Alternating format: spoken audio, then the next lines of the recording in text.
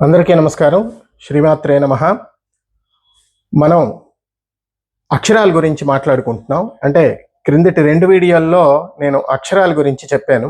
ఎందుకంటే మనం చేసేటటువంటి మంత్రములు గాని, స్తోత్రములు గాని, పారాయణలు గాని, శ్లోకాలు గాని అవి ఇవ్వవలసినంత ఫలితాన్ని ఇవ్వాలి అంటే ఖచ్చితంగా కూడా తప్పులు లేకుండా చదవాల్సి ఉంటుంది.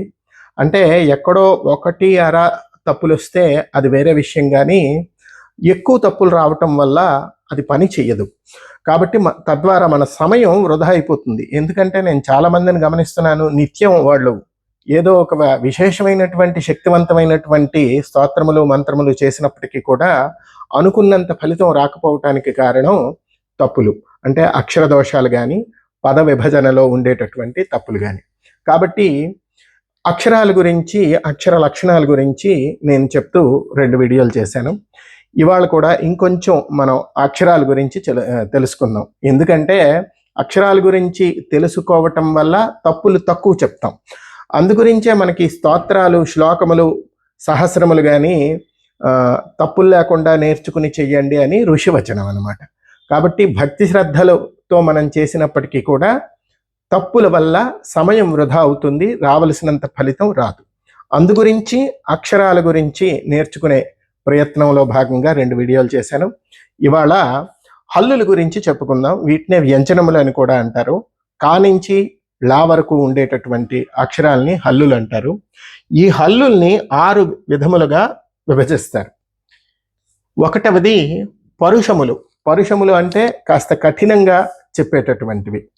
అవి క, చ, ట, త, ప. ఈ 5 పరుషములు అంటారు. అలాగే సరళములు అంటే తేలికగా చెప్పేవి. గ, జ, డ, ద. ఇవి తేలికగా చెప్పేవి. తరువాత స్థిరములు అంటే పరుషంగా సరళంగా కాకుండా చెప్పేటటువంటివి స్థిరములు అంటారు.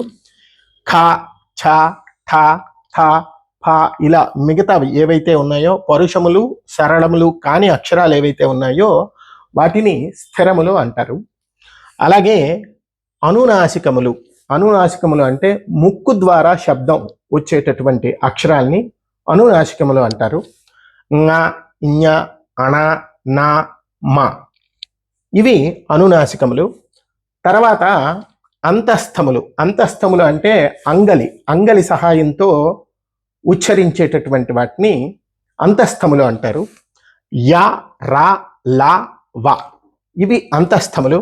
అలాగే 6వది ఊష్మములు. ఊష్మములు అంటే ఊది చెప్పేవి.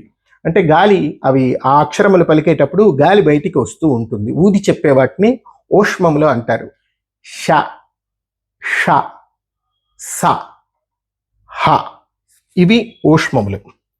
కాబట్టి వీటి గురించి ఒక అవగాహన వస్తే తర్వాత వీడియోలో మనకి సామాన్యంగా వచ్చేటటువంటి సందేహాలు, అంటే కొన్ని అక్షరాల విషయాల్లో ముఖ్యంగా ఊష్మములు ఇటువంటి వాటి విషయాల్లో చాలా ఎక్కువ సందేహాలు వస్తాయి అవి పలికే విధానంలో.